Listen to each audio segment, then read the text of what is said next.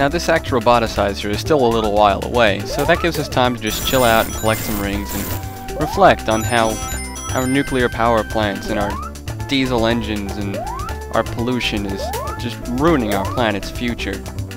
And how really if we don't start to pick things up and clean up and go green, then we're just gonna have a really hard time for our children and our children's children. It's really not someplace you're gonna want to be. I mean, just look at this game. You saw the bad future. It's horrible. And that fucking ant just ruined everything and just made things a lot harder for us now because I can't rush through as quickly as I'd like to.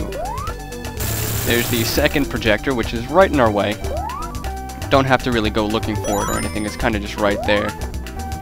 So now we're gonna have to waste some time and backtrack and collect rings after we just move on and jump right up here and get the roboticizer in this act. So I'm sorry for another speed up, but at least this time you get some music, which is the American version of the invincibility music.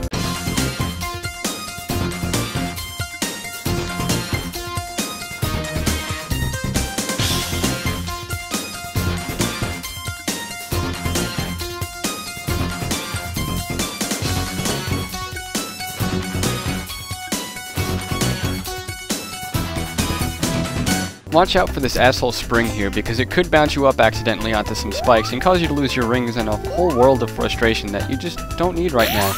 I mean, you're just trying to record a Let's Play and put it on the internet and entertain people, but no, it's just causing so many problems, and whatever, we have our 50 rings and we can move on to our next special stage.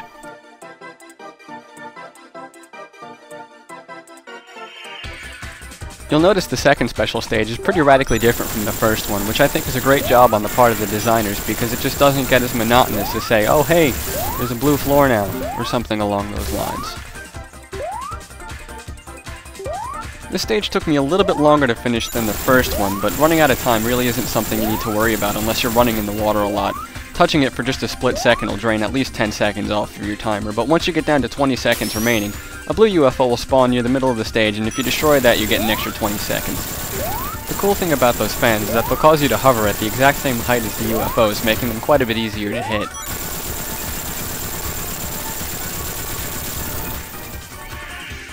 Wrapping up our second special stage, I'll just let you know that this is the only video that I'll be doing more than one special stage. From now on, I'm only going to do one per video, that way you get to see all the bad futures as well.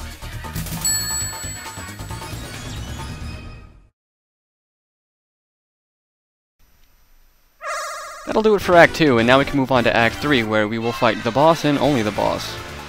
Right off the bat, you'll notice the music's a hell of a lot poppier, everything's all nice and green, and the machines are contributing to the stability of the environment.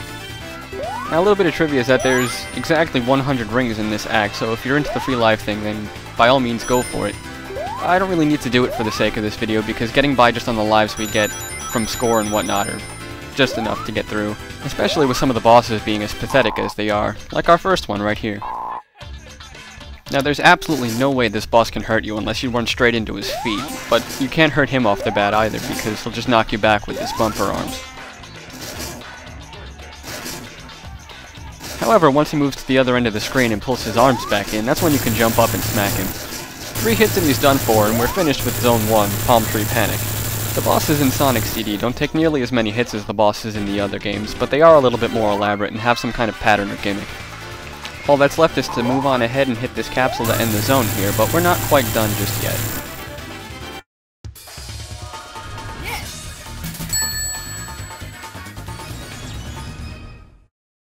There's one little thing that I forgot to show off when I initially recorded this take. It's not really all that important, but I thought it was worth noting. And that would be the first in-game appearance of Amy Rose, or as she was referred to in the manual as Princess Sally. She doesn't really do anything right here. All she'll really do is just kind of run up to you and grab you and prevent you from moving, which I haven't had her be able to do while I had a shield on, which is interesting, but that's really all there is to it. There's, again, not really much important here, but I just thought it was interesting. And for now, that's the end of Palmtree Panic, and I'll see you guys next time in Collision Chaos.